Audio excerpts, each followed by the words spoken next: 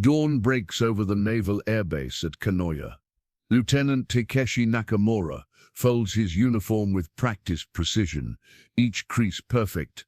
Outside, cherry blossoms fall like pink snow as he writes his final letter home. His Zero fighter waits on the runway, loaded with just enough fuel for a one-way journey. His hands don't tremble as he dons his hachimaki headband, though his mind races with memories of home. The ritual tea, the photographs tucked away, the morning prayer, all ordinary actions on this most extraordinary day. What thoughts pass through a man's mind when he knows exactly how and when he will die? The worn photograph sits on the small table beside Takeshi's bed, its edges frayed from countless handlings. Four faces smile up from another time, his stern father standing tall, his gentle mother with hands folded, his little sister Yuki with her mischievous grin, and himself in his school uniform, serious even then.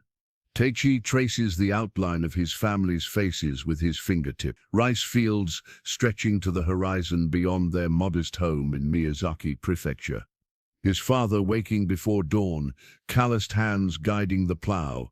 Nakamura men serve with honor, he would say, pointing to the ancestral sword displayed in their home. 3 generations had carried it in service to the emperor. When Takeshi was 7, an aircraft had flown over their village. Everyone scattered in fear, except Takeshi, who stood transfixed as the silver machine cut through clouds. That night, he dreamed of flying. "You have your head in the clouds, boy," his father scolded when Takeshi spoke of becoming a pilot. "Your duty is to the land." But when war came, and imperial officers visited their school speaking of defending the homeland, his father's resistance softened. "If you must leave the land, then bring honor to our name." The Naval Academy entrance exam had been brutal. 200 young men competing for 30 positions. Takeshi studied until his eyes burned, sacrificing sleep. When the acceptance letter arrived, his mother wept silently while his father nodded once, the closest thing to approval Takeshi had ever received. Training pushed him beyond all previous conceptions of endurance. Endless drills, technical lessons, physical conditioning that left cadets vomiting from exhaustion. Instructors who accepted nothing less than perfection. The Emperor's pilots must be flawless, they insisted. A single error costs not just your life, but brings shame upon Japan. His first solo flight remains etched in memory. The vibration of the engine, the ground falling away, clouds parting before him. For those moments he knew true freedom. Takeshi excelled in aerial maneuvers, his natural instincts elevating him above his peers. Commanders noted his precision, his cool head under pressure. "Nakamura thinks like the aircraft is part of his body," one instructor commented. By graduation, he ranked 3rd in his class of 28 surviving cadets. The naval commissioning ceremony had been his proudest day. His father traveled to witness Takeshi receive his officer's sword. As they knelt in the traditional tea ceremony afterward, his father had finally spoken the words Takeshi had longed to hear. "You have brought honor to our family." That was 3 years ago, before the losses at Midway and Guadalcanal, before Japan's naval supremacy crumbled, before the Americans pushed ever closer to the homeland. Now the photograph sits in the half-light of dawn on what will be his final day. Takeshi picks it up one last time, studying the faces of those he will never see again in this life. He removes it from its frame and places it carefully in a small envelope, along with his final letter. All that remains of his life will fit in this envelope, 23 years distilled to paper and memory. Outside his window, the first rays of sunlight illuminate cherry blossoms, falling in the spring breeze. It seems cruel that his final day should be so beautiful. A single cherry blossom branch rests in a slender vase on the common room table. Someone places a fresh one there each morning, an unspoken ritual. Today, Takeshi notices how the delicate pink petals have already begun to fall, though the branch was cut only hours ago. Lieutenant Hideo Tanaka enters, his lanky frame stooping under the doorway. Always the first to rise after Takeshi. Another perfect spring day for dying, he says with his characteristic dark humor. At 26, Tanaka is the eldest pilot in their squadron, a former university student who quotes poetry even in combat briefings. The blossoms don't concern themselves with when they fall, Takeshi responds, only that they were beautiful. Tanaka smiles. Still our philosophy saves some wisdom for the Americans. The barracks gradually stir to life. 18 pilots share the narrow building, though it was built for 30. Empty bunks serve as stark reminders of those already gone. Ensign Saito appears, boyish face still creased with sleep. At 19 he is the youngest, always eager, always asking questions. Behind him comes the inseparable duo of Kobayashi and Matsuda, childhood friends from Osaka, who enlisted together and somehow managed to stay together through training. Captain Yamamoto enters last, their squadron leader, unlike the other officers who maintain professional distance. Yamamoto treats his men as younger brothers. He carries the burden of sending them to die with visible weight on his shoulders. Morning inspection, breakfast, maintenance checks, physical training. The rhythms of base life continue as they have for months. Only subtle differences mark this day as unique. Servers in the mess hall offering extra portions, mechanics taking special care with the aircraft, male clerks delivering letters with bows of respect. When I was a boy, Matsuda says during their lunch, my grandmother took me to the Cherry Blossom Festival in Kyoto. Thousands of trees all blooming at once. She told me we admire the blossoms precisely because they fall so quickly. The men nod. None need to articulate the connection to their own lives. News from other fronts arrives in carefully controlled dispatches. The mainland under increasing bombardment. Okinawa, contested. Supply lines severed. The once mighty combined fleet reduced to desperate strategies. Though no one speaks it aloud, they all understand. Japan is losing this war. Yet in the face of defeat, their mission has been elevated to spiritual significance. The Kamikaze, divine wind, named after the typhoons that twice destroyed Mongol invasion fleets centuries ago. A final defense born of necessity and tradition. It began as a tactical decision. Captain Yamamoto had explained months ago when the first volunteer units formed. Our conventional attacks were ineffective against their carrier group. A plane deliberately crashed into a ship, delivers its entire payload, with precision impossible to achieve otherwise. His voice had grown soft, but it has become something more. The willingness to sacrifice everything has always been the soul of Japanese spirit. The special attack units were first announced as voluntary, but as war fortunes declined, subtle pressures mounted.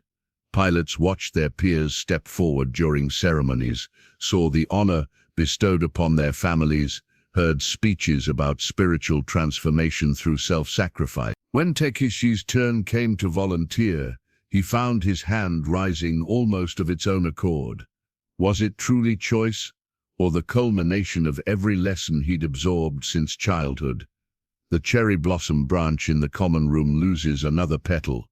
Takeshi watches it spiral down to the tabletop. They say the Americans have twice our number of carriers now, whispers Sato, his youthful enthusiasm finally showing cracks of fear. Then we must be twice as determined, Kobayashi answers firmly. Captain Yamamoto stands in the doorway, his face grave. Command meeting in 30 minutes, bring your flight logs. The men understand what this means. Selection is beginning. By sunset, they will know who flies tomorrow's mission. Though all are marked for death eventually, the question of who goes first has consumed their thoughts for weeks. Takeshi glances once more at the cherry blossoms. By tomorrow, those petals will all have fallen, as will some of the men in this room. The officer's sword hangs on the wall of Takeshi's quarters, its polished scabbard gleaming in the afternoon light. Presented to him upon graduation from the military academy, it bears the imperial chrysanthemum seal, 16 petals representing the ancient lineage of the divine emperor. Though pilots rarely carry swords in combat, this blade embodies his oath of service unto death. Captain Yamamoto sits across from Takeshi, both men kneeling formally on cushions as they review flight assignments. The captain's weathered face shows the strain of recent months. New lines around his eyes, grey at his temples that wasn't there last autumn. Your formation flying has improved considerably, Yamamoto notes, examining Takeshi's logbook. The newer pilots look to you as an example. Takeshi bows slightly at the compliment. I had excellent instruction, Captain. A ghost of a smile crosses Yamamoto's face. I remember your first carrier landing. You approached with such precision that Commander Ishida asked if you'd been practicing in secret. They share a moment of silent camaraderie, both aware such moments grow precious as their ranks thin.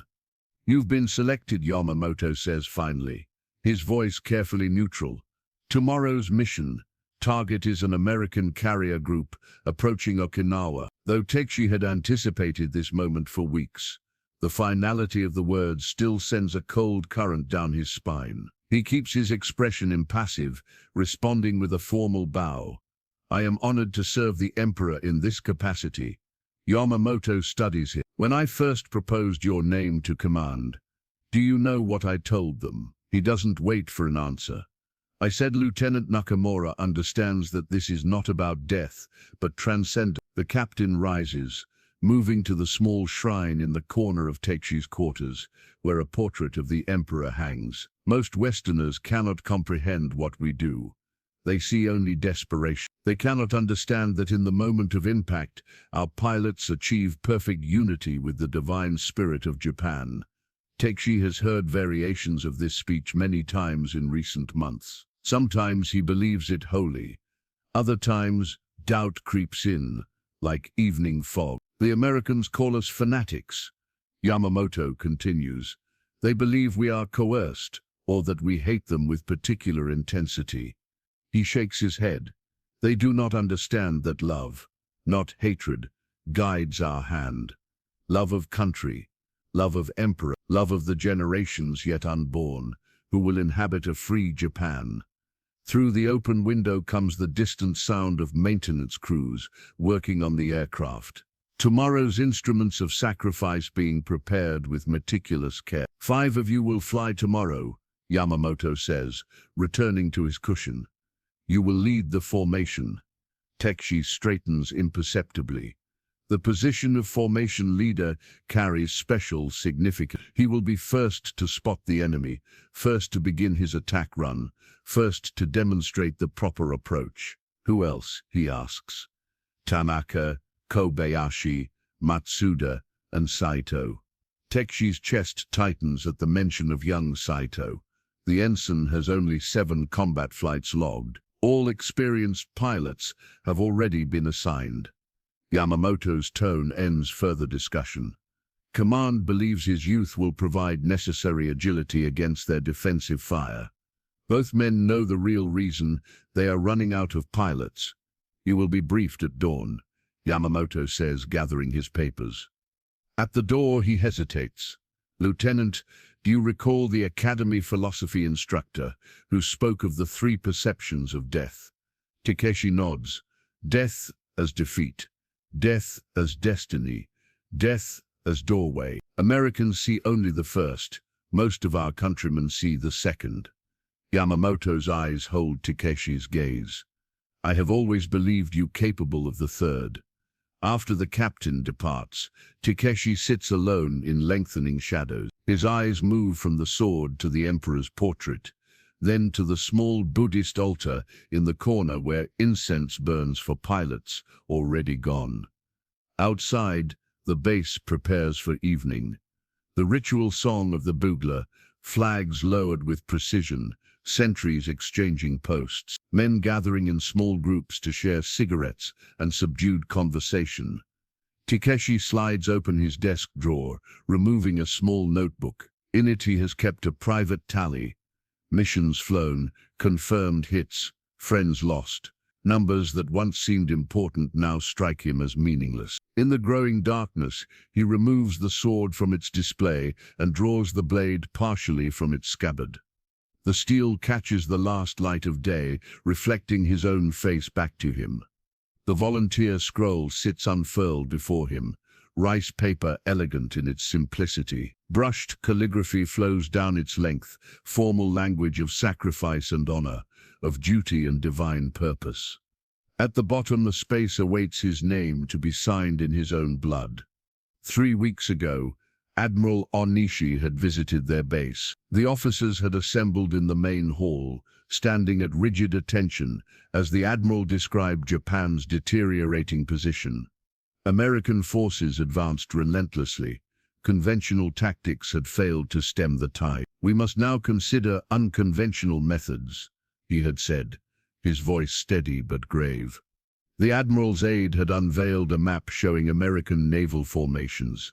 Each carrier hosts 70 to 90 aircraft. Each battleship possesses tremendous firepower. But, he paused, pointing to specific vessels, they remain vulnerable to direct impact. A single aircraft, properly piloted into a critical area, can disable or destroy a ship worth hundreds of millions of yen and thousands of American lives. The silence in the room had been absolute when Admiral Onishi formally announced the formation of the Special Attack Unit. "We do not make this request lightly," he said. "To volunteer is to embrace certain death for the salvation of our homeland." He hadn't directly ordered participation. He didn't need to. The unspoken message was clear. In Japan's darkest hour, true warriors would step forward. The Admiral had departed, leaving behind the volunteer scrolls and an aide to oversee the process. Captain Yamamoto gave his men 24 hours to consider their decision. "This must come from your spirit," he told them. "Search your hearts." That night in the barracks, conversation was minimal. Each man withdrew into private contemplation. Takeshi sat on his bunk, a letter from home in his hands. His mother writing of cherry trees blooming in their garden. His sister's upcoming graduation from school. Mundane details of a world soon to vanish from his reach. Morning brought the signing ceremony. The pilots assembled in the shrine room, purified by a Shinto priest, who waved a sacred wand over each man. One by one, they approached the low table, where the scroll awaited. First came Captain Yamamoto himself, a powerful statement that he would ask nothing of his men. He wasn't willing to do himself. He pricked his finger with a ceremonial knife, pressed the bloodied digit to the paper, then affixed his personal seal. Others followed. Tanaka, quoting a death poem from some ancient samurai, Matsuda and Kobayashi, stepping forward together as they had done everything in life. Young Saito, hand trembling slightly, but voice firm as he pledged himself. When Takeshi's turn came, he felt strangely calm. The ceremonial knife barely registered as it pierced his skin. A bright drop of blood welled up, perfect and round. He pressed it to the paper, watching as it spread into the fibers, becoming one with the document. In that moment, a curious detachment overcame him. He observed his actions as if watching another man perform them. Was this his choice, or had every step of his life, from his father's lessons to military school to pilot training, been leading inexorably to this moment? Later, alone in his quarters, the full weight descended upon him, not fear of death itself, but the finality of it. The absolute severance of all possibility. No more spring days, no future with Yuki, the girl from his village who had promised to wait for him. No children to carry his family name. That night, a package arrived from home, his mother sending rice cakes and dried persimmons, his sister's school poem, carefully copied on decorative paper, a pressed flower from their garden, a package sent to a son they still believed might return. He couldn't sleep. None of them could. The barracks remained quiet, but he could sense the others lying awake in the darkness, each man confronting his own mortality. Dawn revealed their drawn faces, marked by the night's vigil. Yet, As they assembled for morning duties, something had changed. A curious peace had settled over the volunteers. Having accepted death, they moved with new purpose. The scroll with their names had been enshrined in the base's sacred space, now a contract not just with the Imperial Navy, but with history itself. The mission map dominates the briefing room wall, its details stark against the pale background. American fleet positions marked in red, attack vectors drawn in blue, weather patterns indicated by swirling arrows. What once seemed abstract, an enemy fleet somewhere in the vastness of the Pacific, now has precise coordinates. A target with the name USS Lexington, aircraft carrier, approximately 33,000 tons displacement, crew of 3,000. Intelligence officer Lieutenant Ishida taps the map with his pointer. Reconnaissance flights confirm the Americans maintain this formation. As of 0600 hours, 2 carriers, 6 destroyers, 4 cruisers, support vessels. His pointer circles an area. Primary targets are here, and here, the carrier flight decks. Secondary targets are the bridge and engine compartments. The 5 selected pilots sit in the front row, notebooks open, faces composed. Find them. Other squadron members observe. Those who will fly tomorrow, or the next day, or whenever their turn comes. Approach vectors are critical. Ishida continues. Previous attacks indicate their strongest anti-aircraft coverage is here.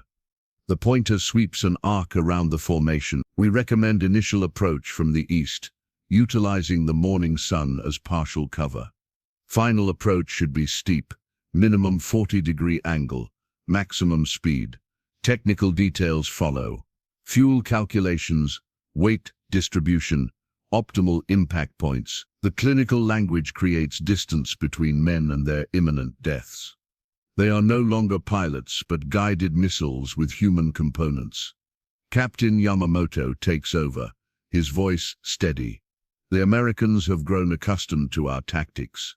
They track incoming aircraft at extreme ranges. Their fighters will attempt to intercept before you reach the fleet perimeter. He pauses. In previous missions, pilots who maintained formation longest achieved highest success rates. Unspoken is what everyone knows. Maintaining formation means withstanding the withering defensive fire together, sharing the burden of drawing enemy attention, ensuring that at least one aircraft reaches its target. Questions? Yamamoto asks.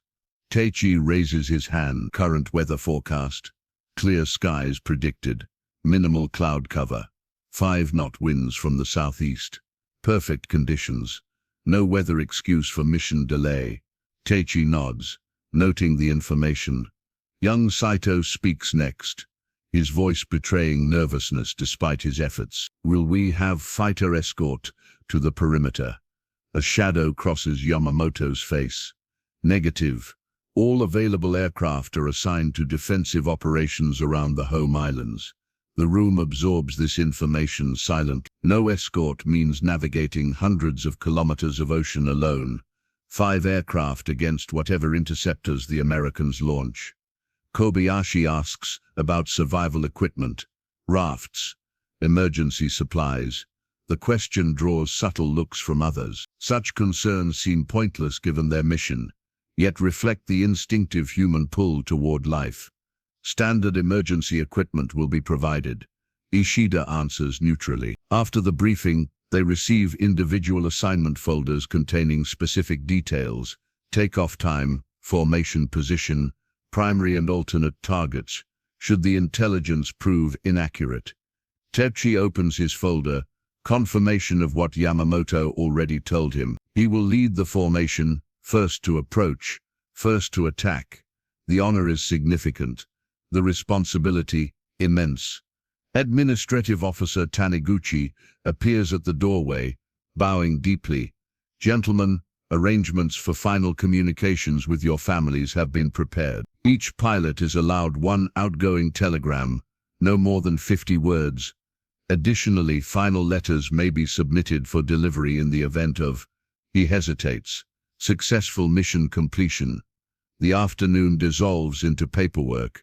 Death requires surprising amounts of documentation, forms for personal effects, disposition, witness signatures for handwritten wills, insurance beneficiary designations. The imperial bureaucracy processes death with the same precision it processes everything else. Takeshi stares at the telegram form. 50 words to encapsulate a life, to say goodbye without actually saying it, to provide comfort without revealing the truth. What can possibly be said?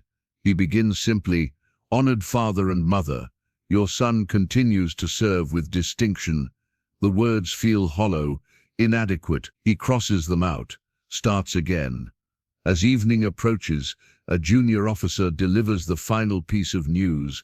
Tomorrow is the day. 0500 hours launch time. The mission clock has officially started.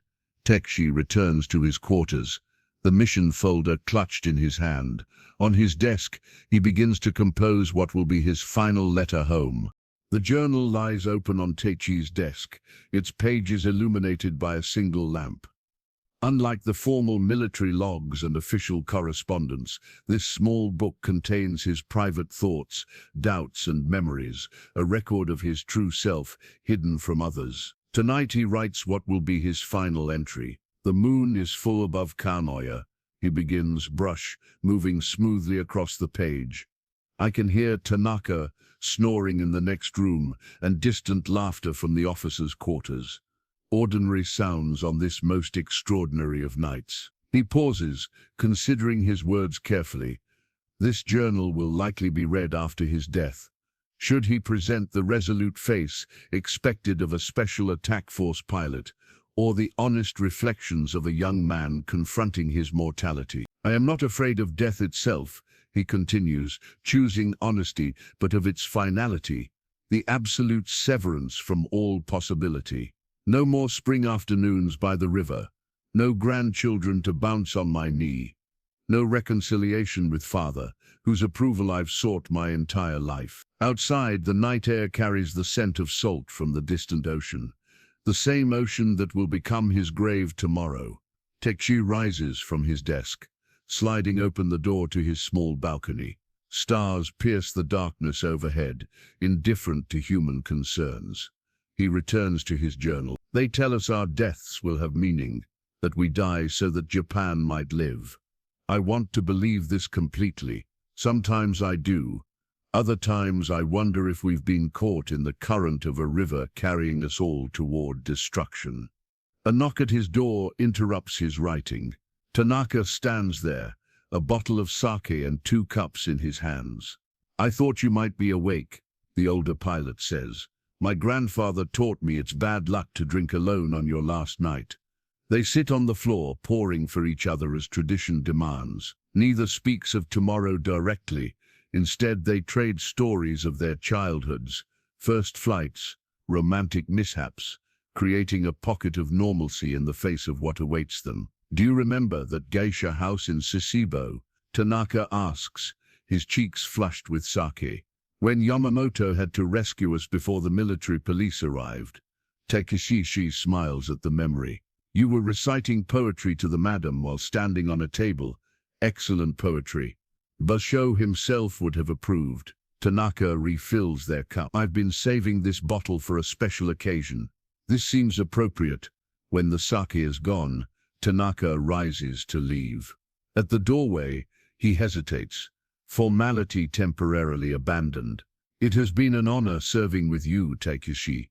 The honor has been mine, he said. Alone again, Takeshi returns to his journal, writing now with slightly less precision. Tanaka brought sake.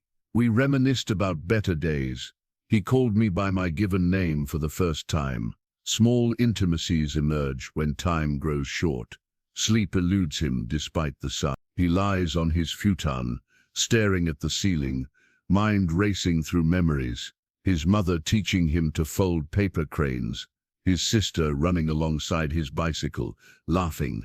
The girl from the village who gave him a scarf when he left for the academy, her eyes downcast, fingers trembling. He thinks of the aircraft waiting on the runway. Tomorrow it will become his coffin. He has never flown this particular zero before. Will it respond smoothly to his touch? Will its engine maintain power through the final descent? These professional concerns occupy his mind, easier to focus on than the larger questions of meaning and sacrifice. Near dawn, he rises, knowing sleep will not come. He returns to his journal one last time. The first light touches the eastern sky. Birds begin their morning songs, unaware that this day differs from any other. I find comfort in this continuity. The world will proceed without me. Cherry trees will blossom next spring. Farmers will plant their rice. Children will play along the riverbanks of Miyazaki. He closes the journal, securing it with a cord. Inside the front cover, he has written instructions for its delivery to his sister Yuki, the one person who might understand these private reflections without judgment. Outside his window, the base slowly awakens to what will be his final day. The white hachimaki headband rests folded on a small lacquered tray, its fabric pristine against the dark wood. Across its length runs a single line of calligraphy, serving with honor. The characters precise and bold. This is not the standard issue headband worn during normal flights, but a special one reserved for Toko pilots on their final mission. Dawn has barely broken when the bathing ritual begins. Attendants have prepared the bathhouse exclusively for the 5 departing pilots. The water is scented with pine and heated to perfection. In silence, they cleanse themselves, a purification both physical and spiritual. Takeshi submerges completely, holding his breath until his lungs burn. When he surfaces, he imagines leaving behind all impurities, doubt, fear, attachment to this world. The warm water embraces him one final time, a last earthly comfort, dried and dressed in fresh undergarments. The pilots proceed to the dressing room, where their flight uniforms await, meticulously prepared. Each garment has been inspected, cleaned and pressed to perfection. The ground crew has taken extraordinary care, a gesture of respect for men undertaking the ultimate sacrifice. Takeshi dresses methodically, each movement deliberate. Flight trousers, padded jacket, boots, polished to a mirror shine. He checks each fastening twice, professional habits asserting themselves even now. Though he will never return from this mission, he prepares as if he might. In the mess hall, a special breakfast awaits them, traditional dishes prepared with rare ingredients saved for this occasion. Rice with red beans, signifying celebration. Grilled fish from the captain's personal stores. Pickled vegetables arranged in artistic patterns. Steaming tea served in the finest available cups. The base commander himself appears, bowing deeply to the 5 pilots. "The nation honors your sacrifice," he intones. "Your names will live forever in the hearts of our people." Takeshi chews sparingly, his stomach tight, despite attempts at calmness. Beside him, young Saito barely touches his food. Tanaka, however, eats heartily, encouraging others to do the same. "American bullets can't hit you if you're fortified with a proper Japanese breakfast," he jokes, though the humor falls flat in the solemn atmosphere. After the meal, a military physician examines each pilot. Blood pressure, heart rate, reflexes. A formality, perhaps. What difference does physical health make to men with mere hours to live? Yet it maintains the illusion of normalcy, of procedure, of control. "Excellent condition, Lieutenant," the doctor tells Takeshi, marking his chart. "Your heart rate is remarkably steady." The pilots proceed next to the shrine room, where a Shinto priest awaits. He performs a brief ceremony, waving a sacred wand over each man, invoking divine protection for their spirits. Incense smoke curls toward the ceiling as they kneel before the shrine. When the priest finishes, Captain Yamamoto steps forward carrying the lacquered tray with the 5 white headbands. "These were blessed at the Yasukuni Shrine in Tokyo," he explains. "They carry the prayers of our entire nation." One by one, the pilots approach. When Takeshi's turn comes, Yamamoto himself ties the hachimaki around his head, the cloth snug against his brow. Their eyes meet briefly, the captain's filled with a complex mixture of pride and sorrow. Remember, Yamamoto says softly, for Tachi's ears alone, it is not the moment of impact that matters, but how you approach it. Fly with a clear mind. Outside, base personnel have assembled in formation, standing at rigid attention as the 5 pilots emerge from the shrine room. They will not salute. That would acknowledge the pilot's imminent departure too explicitly. Instead, they maintain perfect stillness, a gesture somehow more powerful than any formal recognition. The pilots walk together toward the briefing room for final instruction. Above them, the sky has cleared completely, brilliant blue stretching from horizon to horizon. A perfect day for flying, a perfect day for dying. Takeshi adjusts the headband slightly, feeling its pressure against his temples. The morning rituals have transformed him. Hours ago, he was a man wrestling with doubt in the privacy of his quarters. Now, wrapped in ceremony and tradition, he steps into his assigned role, no longer merely Lieutenant Nakamura, but a human arrow aimed at the heart of Japan's enemy. The headband suits you, Tanaka comments as they walk. Very heroic. It feels tight, Takeshi admits. It's supposed to. Keeps your soul from escaping before you reach the Americans. Behind them, Saito touches his own headband repeatedly, as if confirming its presence, its reality. His youth seems especially pronounced this morning, his movements betraying the nervousness he struggles to conceal. Takeshi slows slightly, allowing himself to walk beside the younger pilot. The first mission is always the most meaningful, he says. The gentle lie coming easily. The farewell letter lies unfinished on Takeshi's desk, the brush poised above the rice paper. Official stationery has been provided to all pilots. High-quality paper with subtle watermarks of cherry blossoms along the board. The Imperial Navy understands these final messages will become family treasures, preserved for generations. Finding the right words proves harder than facing death itself. How to compress a lifetime of feeling into a single page. How to provide comfort while acknowledging the finality of separation. Takeshi has already discarded 3 attempts. The first 2 formal, reading like a military dispatch. The second 2 emotional, revealing fears best kept private. The third 2 philosophical, filled with reflections on duty and destiny that would mean little to his practical-minded father. Now he begins again, brush moving deliberately across the paper. Honored father, respected mother, and beloved sister Yuki. By the time this letter reaches you, I will have fulfilled my duty to the Emperor and our homeland. Please know that I do so willingly, with a clear heart and steady hand. Father, you taught me that Nakamura men serve with honor. I have carried your lessons with me through every day of military service. The discipline you instilled has made me strong when others faltered. I thank you for this gift. Mother, your gentle spirit has been my comfort during difficult times. When the academy training seemed unbearable, I would remember your patience in tending the garden, how you nurtured each plant with care and attention. I have tried to approach my duties with the same dedication. Yuki, my clever sister, continue your studies with diligence. Perhaps you will become the scholar I never had the chance to be. The book of poems you sent remains my most treasured possession. I carry it with me even now. Do not mourn excessively. Instead, live fully in the peace my sacrifice helps secure. When you visit the shrine in spring, when the cherry blossoms fall like snow, know that my spirit celebrates with you.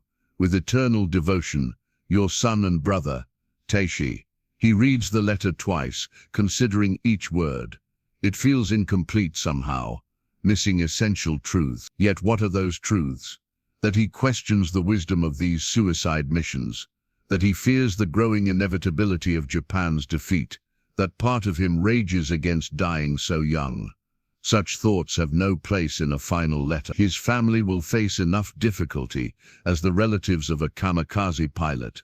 They will be expected to display pride, not grief, to express gratitude for the honor, not anger at the loss. His letter must give them words they can speak aloud, without shame. A knock at the door interrupts his contemplation. The male orderly bows apologetically. Forgive the intrusion, Lieutenant. A letter arrived for you this morning. He extends a simple envelope. Takeshi recognizes his sister's handwriting immediately. The timing seems impossible, as if fate arranged one final connection to home before severing all ties. He opens it carefully. The letter is dated 2 weeks ago, delayed by the increasingly unreliable military postal system. Dearest brother, the cherry trees bloomed early this year. Father says it portends good fortune, though mother worries it means summer will arrive before we're prepared. I've graduated top of my class and have been accepted to the women's college in Kyoto, though with the current situation, who knows if I'll be able to attend. The village has changed since you left. Many houses stand empty now, their occupants relocated to work in factories. Food grows scarcer, though father ensures our neighbors share in whatever our land produces. He would never admit it, but he speaks of you often to anyone who will listen. My son, the pilot, he says, his voice different when he mentions you, softer somehow. The radio brings troubling news, though the announcements always end with assurances of inevitable victory. Tell me truly, brother, how are things where you are? Sometimes I fear we're not told everything. I pray for your safety daily at the shrine. The priest has helped me write a special protection charm which I've enclosed. Please carry it with you on every flight with loving thoughts. Yuki Tekshu unfolds a small paper crane, meticulously crafted from red paper. Inside, his sister has written characters for protection and safe return. He stares at the crane for a long moment, then carefully places it inside his flight jacket pocket. It will accompany him tomorrow, though not in the way Yuki intended. Returning to his farewell letter, Tekshu adds a brief postscript. P.S. Yuki, I received your red crane this morning. It brings me more comfort than you can know. Whatever the future holds, carry forward with the same grace and precision with which you folded this paper. In this way, something of us will always remain connected. He signs and seals the letter, placing it in the official envelope provided for final correspondence. Tomorrow, after his departure, it will begin its journey homeward, arriving days or perhaps weeks after news of his death. The ancient samurai scroll hangs in the meditation room, its calligraphy faded yet still legible. The way of the warrior is found in death, reads the first line from Yamamoto Tsunotomo's Hagakure. When it comes to either or, there is only the quick choice of death. It is not particularly difficult. Be determined and advance. Takeshi kneels before the scroll, back straight, hands resting on his thighs. Around him, the other 4 pilots maintain similar postures. Captain Yamamoto sits slightly apart, leading them through traditional breathing techniques. Empty your minds, the captain instructs. Focus only on the breath, entering and leaving your body. Let thoughts arise and pass without attachment. The meditation room, normally open to all officers, has been reserved exclusively for the Toko pilots today. Incense burns in a corner, sandalwood scent filling the air. Through shoji screens, filtered light creates patterns on the tatami floor. Takeshi attempts to follow the captain's instructions, focusing on his breath. Inhale for 4 counts, hold for 7, exhale for 8. The technique taught by Zen priests who visit the base regularly to counsel pilots. Yet his mind refuses perfect stillness. Thoughts intrude like unwelcome guests. Memories of home, technical details of tomorrow's mission. The letter from Yuki still fresh in his mind. When unbidden thoughts arise, Yamamoto says, as if reading Teshi's struggle, observe them as clouds passing across the sky of your consciousness. Do not fight them. Do not follow them. Simply acknowledge their presence and return to your breath. Takeshi tries again. This time, instead of forcing thoughts away, he allows them to surface and drift past. His breathing deepens. The tension in his shoulders gradually releases. Yamamoto begins speaking, his voice measured and hypnotic. For centuries, the samurai prepared for death each morning. They meditated on their own mortality before beginning the day's activities. This practice did not make them morbid, but freed them to live fully in each moment.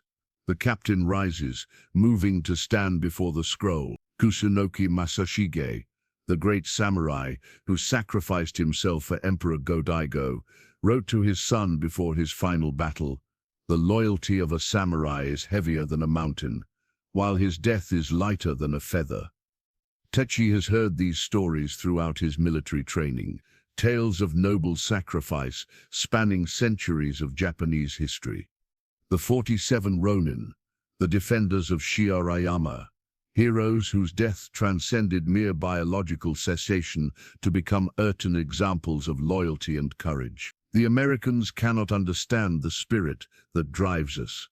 Yamamoto continues, they value individual life above all else.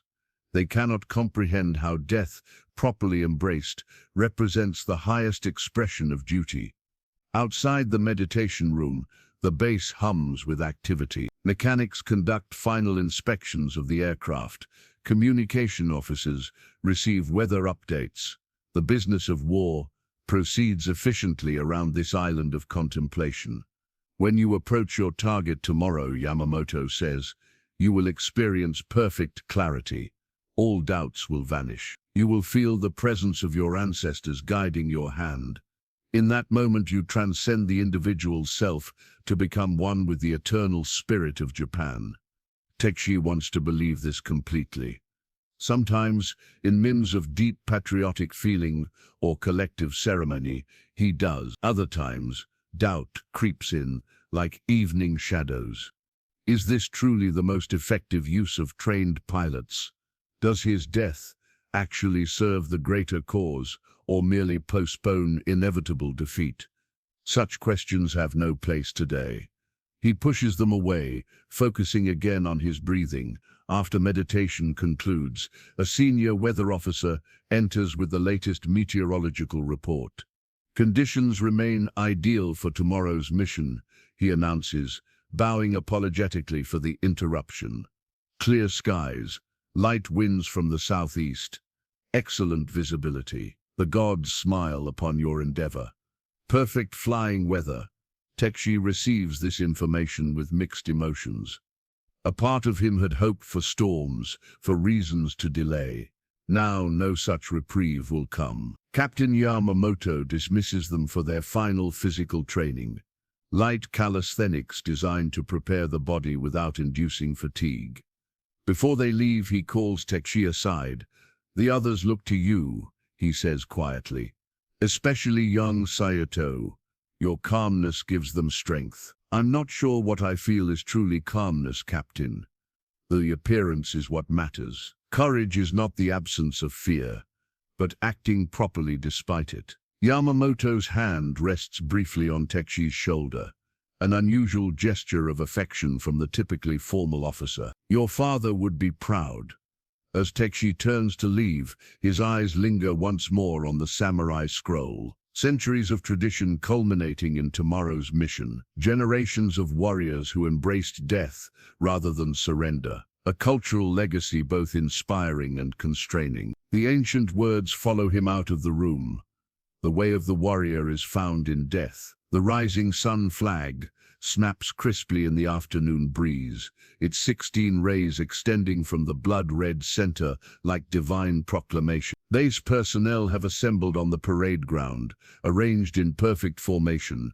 Pilots, mechanics, communications staff, administrative officers, all standing at rigid attention. At the center of the gathering, 5 smaller flags rest on a lacquered table, each mounted on a short bamboo pole. These are not the standard military flags, but special Hinamaru Yosagaki, good luck flags, covered with calligraphic well-wishes, signatures, and patriotic phrases written by everyone on the base. Takeshi and his 4 fellow Toko pilots stand at attention before the flags, dress uniforms immaculate, faces composed into masks of stoic determination. Base Commander Morimoto approaches, his chest heavy with decorations from previous conflicts, campaigns in China, the Philippines, early Pacific engagements when imperial forces seemed invincible. Today we witness the highest expression of Japanese spirit, The commander begins,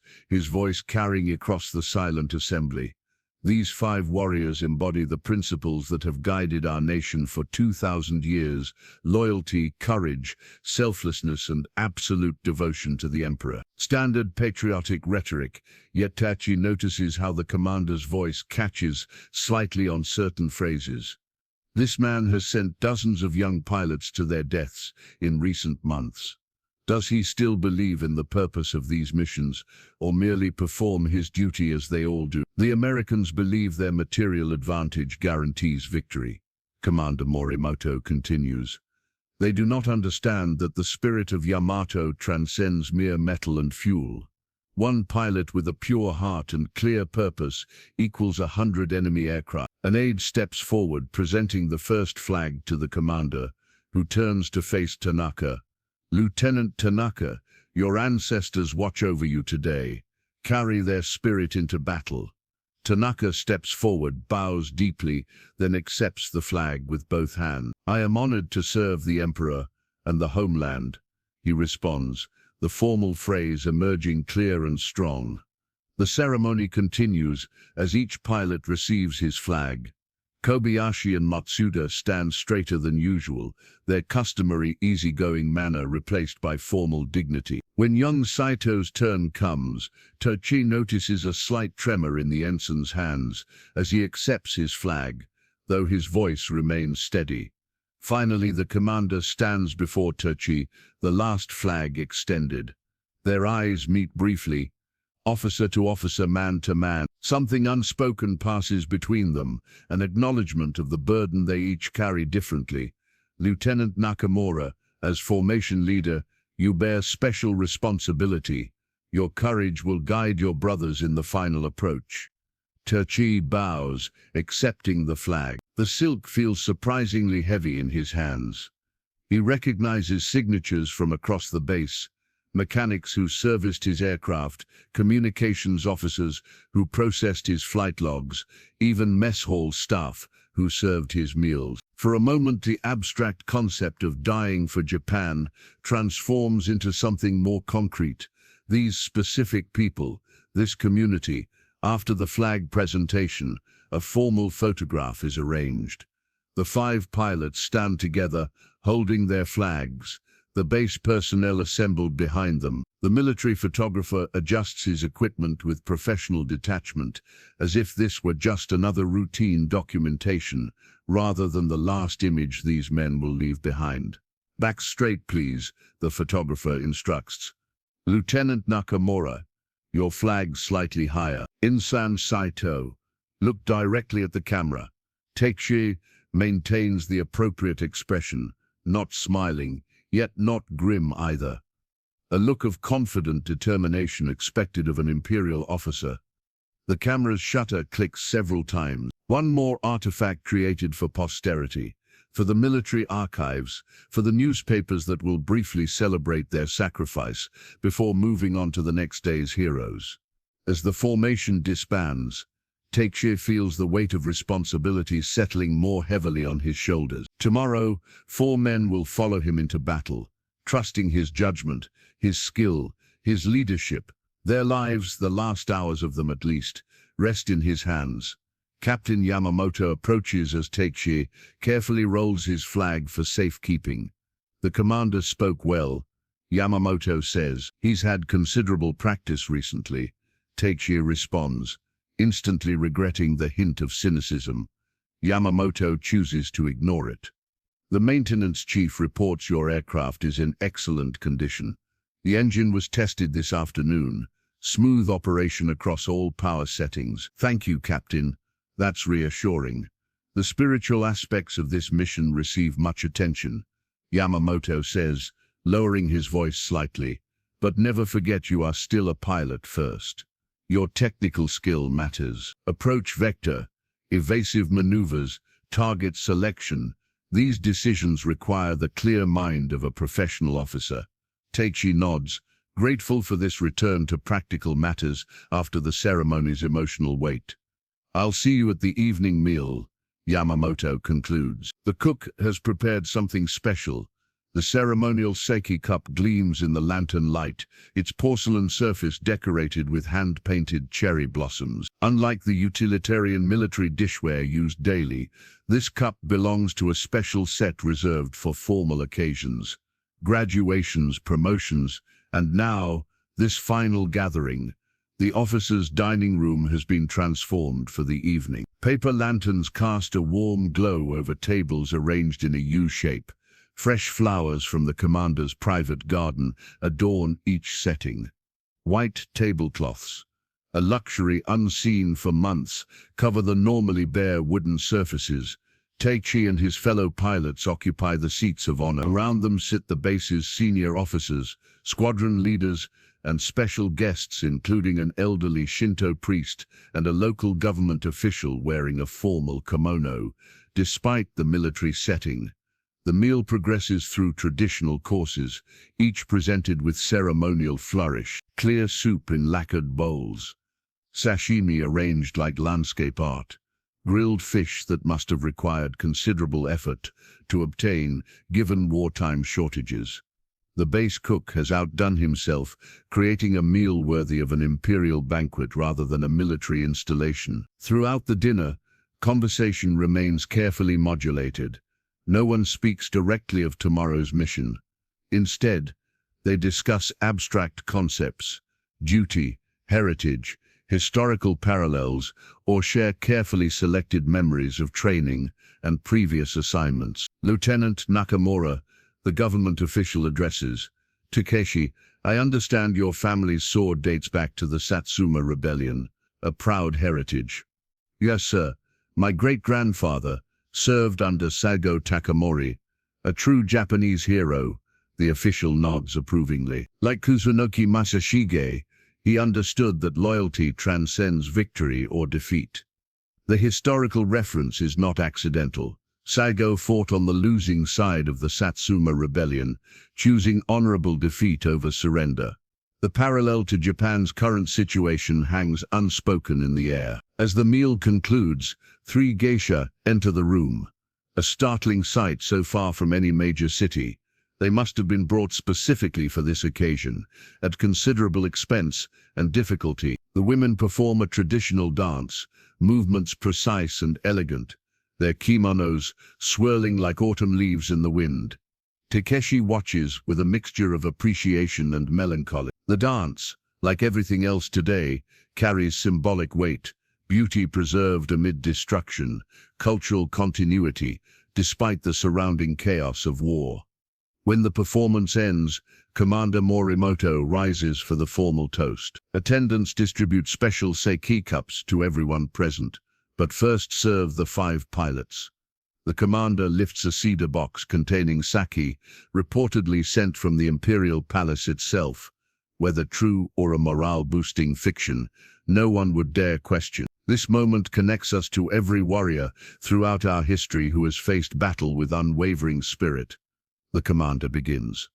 From the samurai who defended our shores against Kublai Khan to the heroes of Manchuria, an unbroken line of sacrifice stretches through time and now includes you. He pours sake for each pilot, beginning with Takeshi as the formation leader. The clear liquid catches the lantern light as it fills the cup. "Kanpai," the commander raises his cup. "May your mission bring honor to your families, glory to Japan, and peace to your spirits." "Kanpai." The room responds in unison. Takeshi drinks, the premium sake warm and smooth on his tongue. He has tasted nothing so fine since before the war. In the military academy, instructors taught that true appreciation comes from understanding impermanence. A flower is beautiful precisely because it will soon fade. This sake, savored on the eve of death, embodies that philosophy. As the evening progresses, formality gradually relaxes. Captain Yamamoto shares stories from his early flying days. The engineering officer recounts technical challenges overcome through Japanese ingenuity despite material shortages. The geisha move among the tables, pouring sake and engaging in appropriate conversation. Young Saito, emboldened by several cups of sake, speaks more freely than usual. I always dreamed of flying since I was a boy, he tells the table. My mother would scold me for staring at the sky instead of doing my lesson. Takeshi watches his young subordinate, recognizing the need to speak of simple dreams on this final evening. Later, as the gathering begins to disperse, Captain Yamamoto raises his cup in a more private toast, joining just the 5 pilots at their table. Tomorrow you fly into legend, he says quietly. Tonight we are simply pilots together. They drink one last time, the sake cups emptied and placed upside down as tradition dictates, signifying completion, a vessel whose purpose has been fulfilled. The intelligence report lies open on the briefing room table, its red top-secret stamp vivid against the pale paper. Around it, officers huddle in urgent consultation, their faces tense in the harsh electric light. It's well past midnight, a time when the base should be quiet, save for essential security personnel. Takeshi had been awakened only minutes ago by a breathless orderly. Emergency meeting, Lieutenant. Commander's orders. Now he stands with the other 4 pilots, still adjusting their uniforms, watching as Intelligence Officer Ishida traces lines across the nautical chart. Reconnaissance aircraft returned 30 minutes ago, Ishida explains, his voice tight with controlled urgency. American fleet has altered course. Previous coordinates are no longer accurate. Commander Morimoto looks up from the report, his expression grave. They've split their formation. The Lexington has moved north, with 3 destroyers. The second carrier group continues on the original heading. The room absorbs this information silently. Battle plans developed over days, studied and memorized by the pilots, now rendered partially obsolete by enemy movement. Could it be they've detected our intentions? Captain Yamamoto asks. Ishida shakes his head. Unlikely. Our reconnaissance aircraft maintained extreme distance. More probably a standard defensive measure. American commanders rotate positions frequently to confuse our targeting.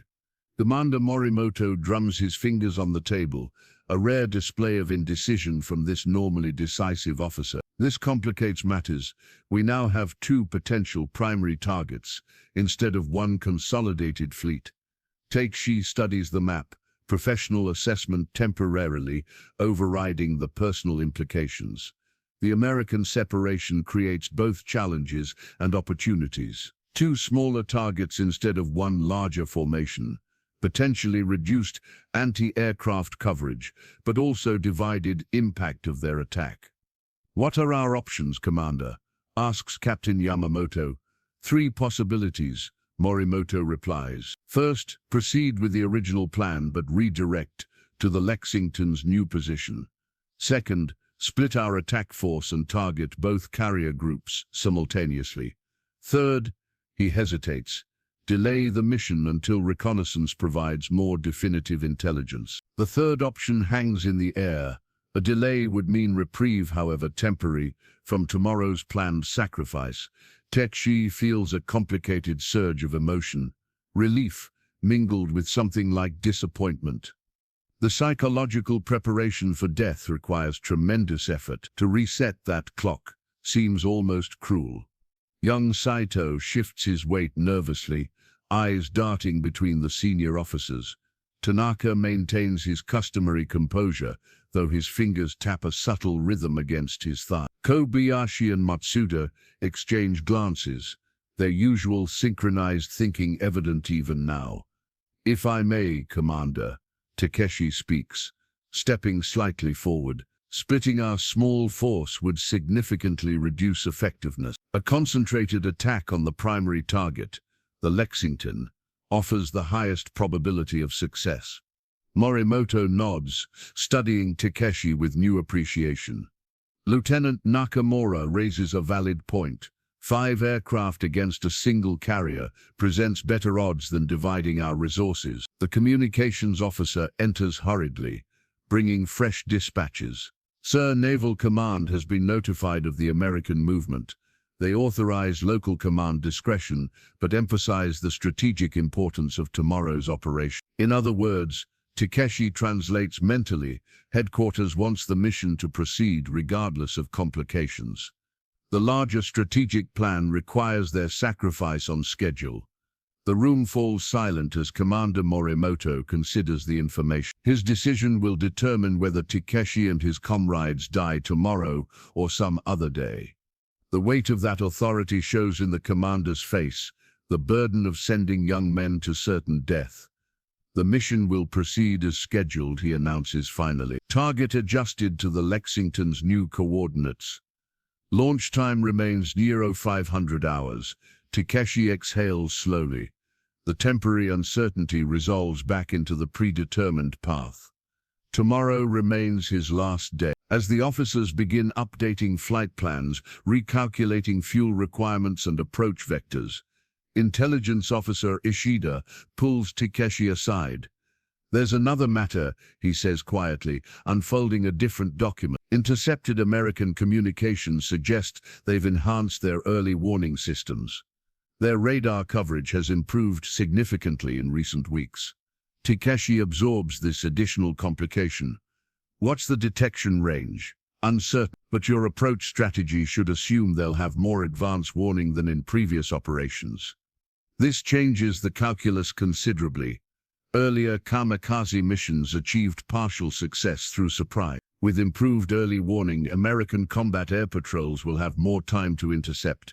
"I'll adjust our approach accordingly," Takeshi responds, mind already formulating alternatives. As the meeting continues, technical discussions replacing the initial uncertainty, Takeshi finds himself strangely calm. The momentary possibility of delay had disturbed him more than its withdrawal. Better to proceed as planned, to complete the arc that began with his volunteer signature. Outside the briefing room windows, stars pierce the darkness. The same stars that guided ancient Japanese mariners now witness this modern expression of the samurai code.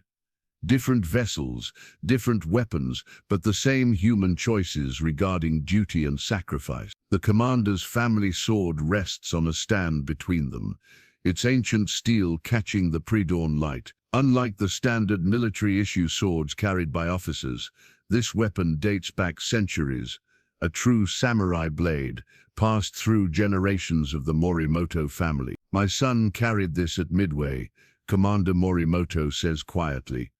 Takeshi kneels opposite the commander in his private quarters, summoned there after the emergency briefing concluded.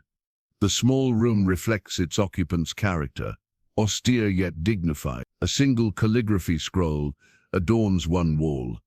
A photograph of the emperor occupies the place of honor. "I didn't know you had a son in the service, Commander." Morimoto's weathered face remains impassive, though something shifts in his eyes. Lieutenant Commander Morimoto Ichiro. His ship was sunk during the carrier engagement. He was 26. Takeshi bows his head slightly, the appropriate gesture when another speaks of fallen family. "A great sacrifice. One of thousands," the commander replies. "Each necessary, none sufficient." The older man falls silent, studying the sword. When he speaks again, his tone has changed, becoming less the voice of a superior officer and more that of an aging warrior. "The Americans believe they understand war because they possess superior industrial capacity. They think victory comes from production quotas and supply chains." He shakes his head. "They fail to comprehend the spiritual dimension of conflict." Takeshi listens respectfully, though he's heard variations of this sentiment countless times in recent months. Comfort for a nation watching its material advantage evaporate. "When my son departed for Midway, I gave him this sword. It has been carried in battle since the time of Tokugawa." The commander lifts the weapon from its stand, holding it with reverence. "Now I offer it to you for tomorrow's mission." Takeshi's breath catches. "The honor is enormous, unexpected. Commander, I cannot accept such a treasure. It should remain in your family." "I have no other sons," Morimoto says simply, "and after tomorrow, this sword will be returned to me. It is a loan, not a gift." The implications settle between them. The commander is entrusting his family's most precious heirloom to Takeshi, along with the responsibility of using it worthily before death claims him. The adjustment to your mission coordinates has been completed, Morimoto continues, returning to his official capacity. Weather reports remain favorable. You will lead the attack formation, approaching from Vector 735 as discussed. Yes, Commander. The redeployment of the American carrier presents both challenge and opportunity. Their defensive screen will be lighter, their air patrols more thinly spread. He places the sword carefully on the tatami, between them. Intelligence suggests the Lexington suffered minor damage in a previous engagement. A well-placed strike could be particularly effective. Takeshi nods, processing this information. The mission has evolved from a general attack on a carrier group to a precise strike against a specific vulnerability. This increases both the technical difficulty and the strategic importance of their sacrifice. I've selected you for this adjusted mission for specific reasons. Lieutenant, the commander says. Your flight instructor at the academy noted your exceptional ability to modify approach patterns mid-execution. That skill becomes crucial now. I will not fail, Commander. Morimoto studies him with intensity. My son wrote to me before Midway. He said the younger pilots spoke of you, even then, your precision, your calmness under pressure. A ghost of a smile touches his lips. He called you the artist of the air squadron. The personal connection stuns. Takeshi, that the commander's son knew of him, spoke of him, creates an unexpected bond between them. The mission begins in 3 hours, Morimoto says, returning to practical matters. The other pilots have been briefed on the coordinate changes. As formation leader, you will make final approach decisions based on conditions you encounter. He lifts the sword, presenting it formally. Carry this as my son did. Let it guide your hand. Takeshi accepts the weapon with appropriate ceremony, bowing deeply. The blade feels impossibly light for its historical weight. Generations of warriors have held this hilt, facing enemies across centuries of conflict. Dawn approaches, the commander says, rising to signal the end of their meeting. Make your final preparations. As Takeshi stands to leave, sword in hand, Morimoto adds a final quiet statement. Lieutenant Nakamura, know that your name will be honored alongside my sons at Yasukuni Shrine. I will see to it personally. Outside, the eastern sky has begun to light. His last dawn breaks over Kanoya Naval Airbase. The rising sun headband sits newly unwrapped in Takeshi's hands, its white fabric pristine against his palms. Unlike the standard hachimaki presented at yesterday's ceremony, this one is special, sent directly from the Yasukuni Shrine in Tokyo. Along its length run carefully brushed characters, names and prayers contributed by school children, monks, and ordinary citizens who will never know the face of the man who wears their hopes into battle. The final morning unfolds with deliberate ritual. At precisely 0400 hours, the 5 pilots are awakened, though most have slept little. They proceed to the purification room where attendants have prepared hot water scented with cedar. The washing is thorough, symbolic, cleansing the body in preparation for the spirit's journey. Takeshi submerges his head completely, holding his breath until his lungs burn. When he surfaces, water streams down his face like tears he will not allow himself to shed. Nearby, young Saito scrubs his arms with intense concentration, as if physical cleanliness might translate to spiritual readiness. Tanaka quotes poetry softly as he bathes, ancient death, verses from the classical tradition. The inseparable friends Kobayashi and Matsuda wash in silence, occasionally helping each other with hard-to-reach areas between the shoulder blades, continuing their lifelong partnership until the end. After bathing, they proceed to the dressing room where special flight gear awaits. Not the standard-issue uniforms worn on regular missions, but garments prepared specifically for Toko pilots. The material is pristine, stitching perfect, insignia polished to gleaming brilliance. Takeshi dresses methodically, muscle memory guiding each movement. Flight suit, boots, gloves checked for suppleness and grip. He touches the inner pocket where his sister's paper crane rests, a private talisman carried against regulations.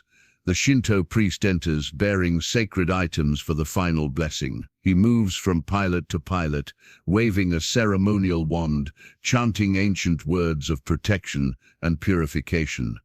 When he reaches Takeshi, their eyes meet briefly. The priest is young, perhaps Takeshi's age, his face reflecting a complex mixture of reverence and sorrow. "May your spirit find peace in service," the priest murmurs, his ritual words carrying personal weight. Captain Yamamoto appears at the doorway. "Weather report confirms ideal conditions," he announces. Mechanics report all aircraft in perfect operational status. Breakfast follows, a special meal of traditional foods symbolizing various aspects of Japanese spirit: rice for purity, fish for strength, pickled vegetables for endurance. The base cook has outdone himself, presenting the meal with ceremonial flourish.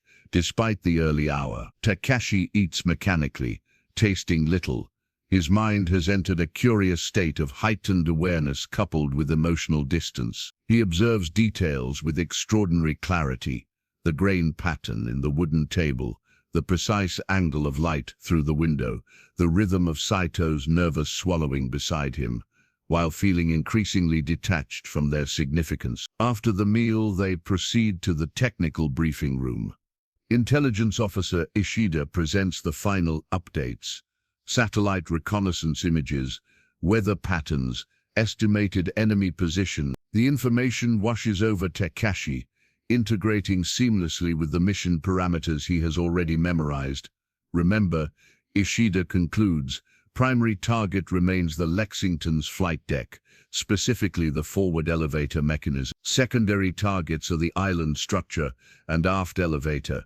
Approach vectors remain as previously discussed." Commander Morimoto enters, his presence bringing everyone to attention. He reviews the critical elements once more, his voice steady and confident. "The success of this mission carries strategic implications beyond the damage to enemy vessels," he explains. "Each demonstration of Japanese willingness to sacrifice everything reinforces doubt in the American command. They cannot comprehend such dedication, and this psychological impact extends beyond mere physical destruction." Takeshi listens, wondering if the commander truly believes these words or merely recites them as required by his position. The strategic value of kamikaze attacks has become an article of faith in recent months, repeated with increasing fervor as conventional military options diminish. The commander approaches Takeshi, speaking more quietly. "Lieutenant, the sword is secured in your aircraft as requested. May it guide your hand." "Thank you, Commander." As they prepare to leave the briefing room, Flight Surgeon Nakamura conducts final physical checks: blood pressure, pupil dilation, reflex testing. The examinations are perfunctory. No medical issue would delay this mission now. Takeshi passes his examination easily. Vital signs remarkably normal despite the circumstances. The doctor makes a note on his clipboard, then pauses, hand hovering over the page. He looks up, meeting Takeshi's eyes directly. "My brother flew with your formation last month," he says quietly. Takeshi remembers. "Lieutenant Nakamura Kenji, 3rd aircraft in a 7-plane formation targeting an American destroyer group. None returned. He was a skilled pilot," Takeshi responds, "honored to have flown with him." The doctor nods once, professional composure maintained though his eyes reflect deeper emotions. This exchange, brief, understated, laden with unspoken meaning, epitomizes the Japanese approach to grief and duty that has shaped Takeshi's entire existence. Outside, dawn has fully broken. The 5 pilots move toward the airfield where their aircraft wait, ground crews standing at attention as they approach. Behind them, the rising sun crests the eastern horizon, casting long shadows before them. The Emperor's portrait watches over the airfield ceremony, his imperial visage framed in simple wood, positioned on a small shrine, hastily erected beside the runway. Before it, 5 aircraft wait in perfect alignment, their rising ZIN emblems vivid against the metal fuselage. Ground crews stand at attention beside each Zero, posture rigid despite having worked through the night on final preparations. A formal honor guard assembles, naval officers in dress uniforms, forming 2 rows leading from the briefing building to the aircraft. Though Kanoya base has witnessed many such ceremonies in recent months, the solemnity remains undiminished. If anything, it has deepened as Japan's situation grows more desperate. Takeshi and his fellow pilots emerge from the building, walking in perfect formation. Commander Morimoto and Captain Yamamoto lead them, followed by the base's senior officers and the Shinto priest. No one speaks. The only sounds are footsteps on concrete and the distant call of seabirds from the nearby coast. They halt before the emperor's portrait. All present bow deeply, remaining inclined for a ceremonial 3 count before straightening. The Shinto priest steps forward, beginning the final blessing ritual. He waves a sacred wand adorned with white paper streamers, chanting ancient words meant to purify and protect. Incense smoke curls upward in the still morning air. The priest presents ceremonial sake, pouring small cups for each pilot. Takeshi receives his with both hands. As tradition dictates, the liquid catches early sunlight as he raises it in formal toast. "May the divine wind guide your spirits," the priest intones. They drink simultaneously, placing the empty cups upside down on the shrine table, a gesture signifying completion. Commander Morimoto steps forward next, his voice carrying across the assembled personnel. "These warriors embody the purest expression of Japanese spirit," he declares. "Their sacrifice ensures our national survival and honors 2,000 years of imperial tradition." Standard rhetoric, yet delivered with genuine feeling. The commander's eyes move from pilot to pilot, lingering briefly on each face, as if committing them to memory. "When the histories of this conflict are written," he continues, "these 5 names will stand among our greatest heroes: Lieutenant Tanaka, Lieutenant Kobayashi, Lieutenant Matsuda, Ensign Saito, and Lieutenant Nakamura, who leads them into battle as formation commander." Takeshi stands motionless, feeling the weight of all eyes upon him. The responsibility of leadership has never felt heavy. 4 men will follow him to their deaths, trusting his judgment in those final moments. "I could speak at length about duty and honor," the commander says, his voice softening slightly. "But these concepts need no explanation to Japanese heart. Instead, I offer only my deepest gratitude and the assurance that your sacrifice will not be forgotten." He bows to them, a superior officer bowing to subordinates, breaking protocol in recognition of their imminent sacrifice. The ceremony concludes with a final ritual. Each pilot approaches the shrine, offers individual prayers, then proceeds to his aircraft. The ground crews bow as they approach, some with visible emotion despite their military discipline. Takeshi's crew chief steps forward as he reaches his Zero. "The aircraft is in perfect condition, Lieutenant," he reports formally. "Fuel balanced precisely as specified. Ammunition loaded. The commander's sword is secured beside your seat." "Thank you for your diligence," Takeshi responds, maintaining the appropriate professional distance, though he wants to express more gratitude for the countless hours this man has devoted to ensuring his final flight begins without mechanical complication. The crew chief hesitates, then adds more quietly, "It has been my honor to service your aircraft, Lieutenant." Takeshi nods once, the simple gesture conveying what military decorum prevents him from speaking aloud. He conducts a final exterior inspection from habit, walking around the Zero with practiced eye. The gleaming metal surface, the careful insignia, the elegant lines that make this aircraft among the most beautiful ever designed. Its limitations, minimal armor, vulnerable fuel system, matter little for this one-way journey. Climbing into the cockpit feels like returning home.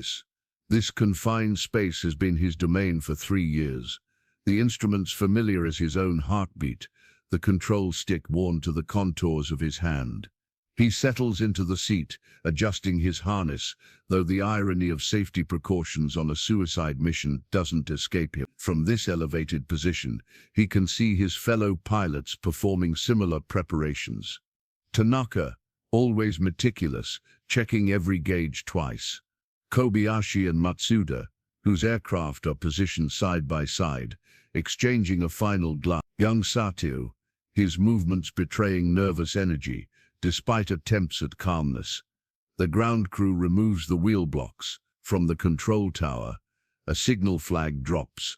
Permission to start engine. Teshi reaches for the ignition, pausing momentarily to touch the commander's sword, secured beside him. Then the inner pocket containing his sister's paper crane. The engine coughs, catches, then settles into a smooth, powerful rhythm. The Zero vibrates around him, alive and eager. Teshi completes his pre-flight checklist with practiced efficiency, each action automatic after hundreds of repetitions. Through the canopy he sees Captain Yamamoto standing at attention, offering a formal salute. Beyond him, the entire base personnel remain in formation, witnessing this departure.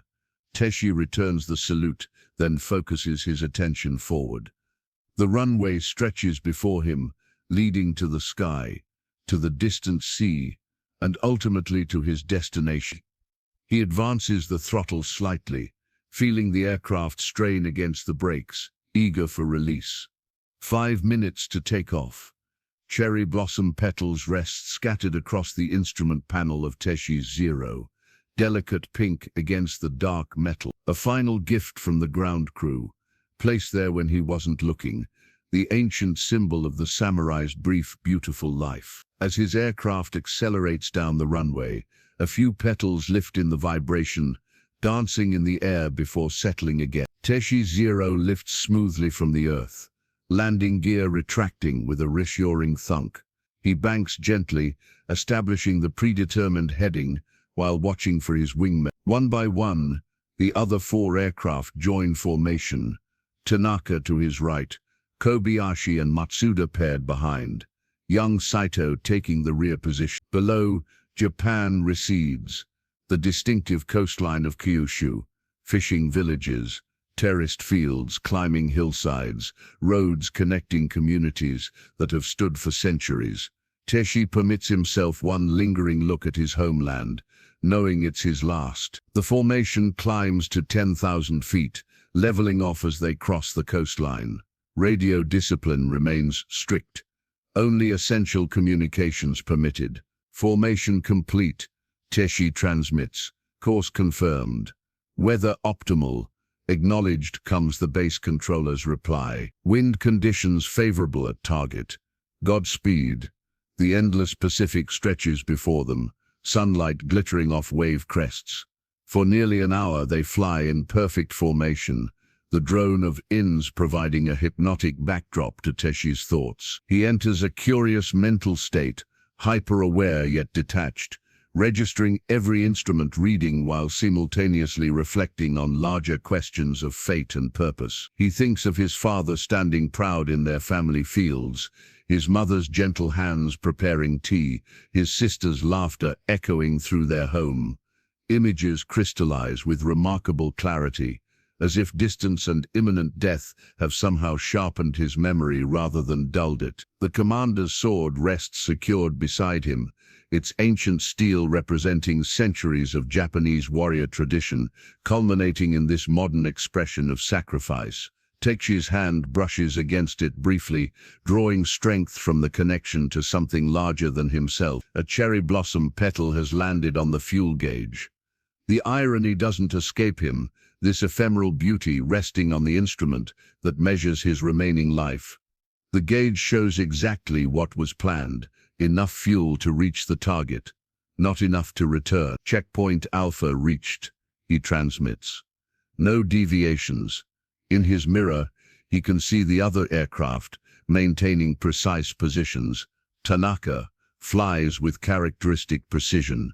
Kobayashi and Matsuda maintain their synchronized movements even now. Saito, the youngest, shows remarkable steadiness considering the circumstances.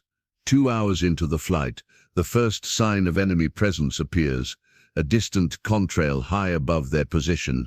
American reconnaissance plane, most likely. Takeshi adjusts his course slightly, though he knows concealment is ultimately futile.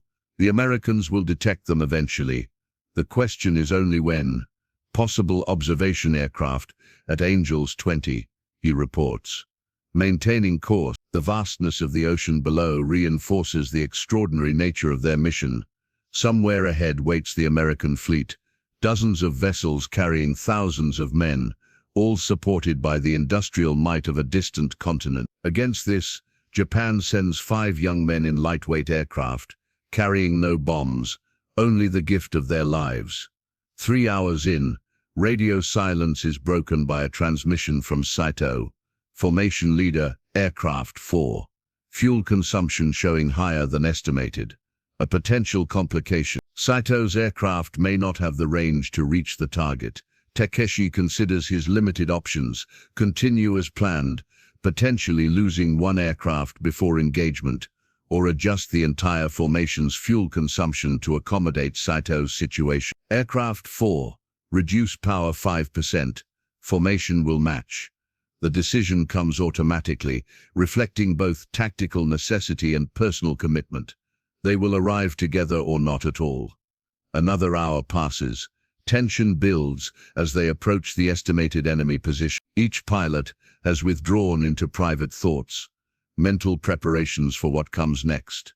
Takeshi finds himself in a state of extraordinary calm, fear neither absent nor controlling, but acknowledged and contained. The radio crackles suddenly with an urgent transmission from base. Formation leader, intelligence update. American Combat Air Patrol detected 70 nautical miles from your position, estimated 12 fighters. Sooner than expected, the Americans have extended their defensive perimeter, likely due to the reconnaissance plane's warning. This changes their approach calculus significantly. Takeshi makes a rapid decision. Formation adjust heading 030, will approach from the rising sun. The classic tactic, using the bright eastern light to complicate enemy visual acquisition. Not foolproof, but it might buy precious minutes of undetected approach. Clouds gather ahead, offering potential concealment. Takeshi leads the formation into them, the world outside his canopy transforming into a gray-white void. Flying on instruments, maintaining formation through cloud cover, requires intense concentration. A blessing now, focusing minds that might otherwise fixate on what awaits. They emerge from cloud cover, and there it is, spread across the horizon, tiny at this distance but unmistakable. The American fleet, carrier silhouette visible even from here.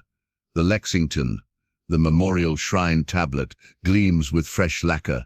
Takeshi's name carved in precise strokes alongside thousands of others at Yasukuni Shrine. A Shinto priest moves methodically along the row, brush in hand, applying the final touches to this newest edition. Around him, Tokyo lies in partial ruins from American bombing, yet the shrine remains largely untouched, protected, some whisper, by the spirits of the fallen it honors. At Kanoya Naval Air Base, the afternoon brings confirmation.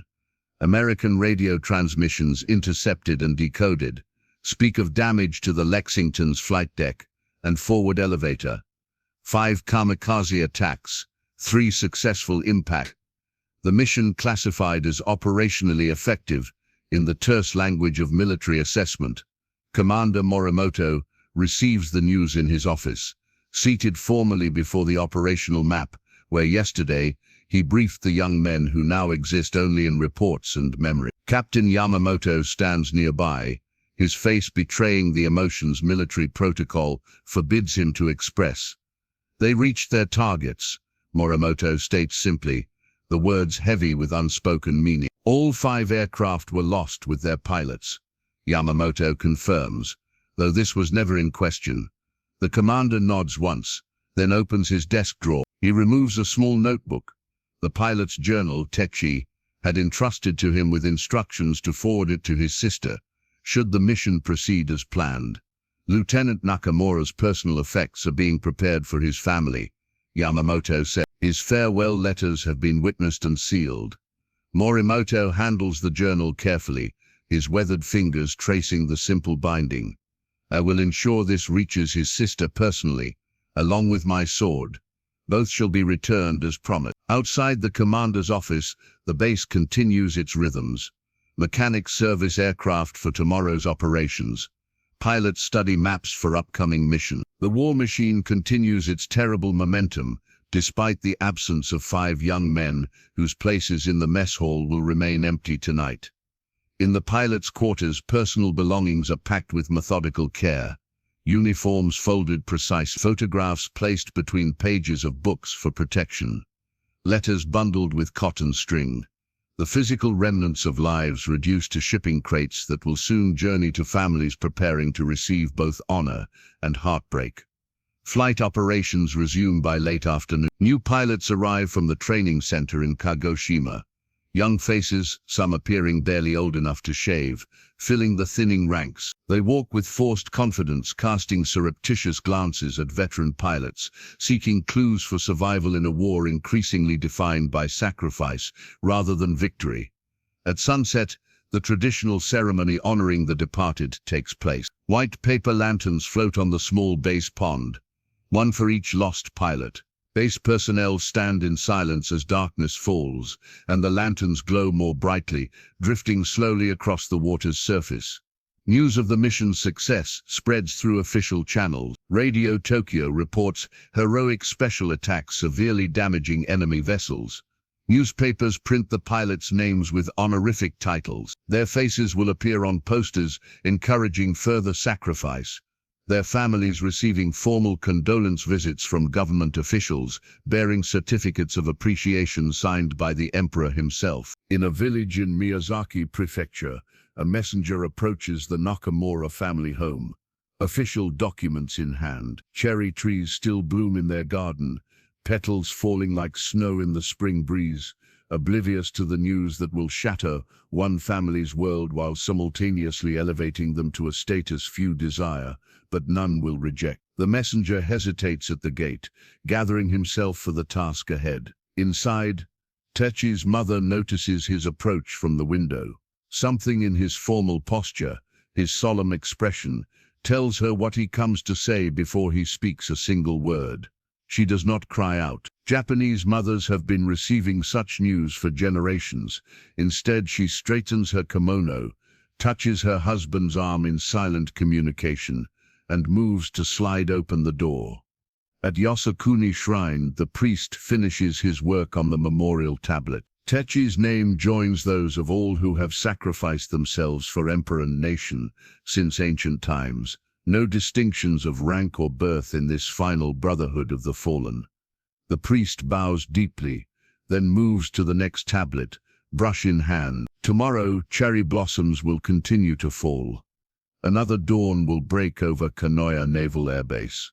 Another 5 young men will prepare for their final day.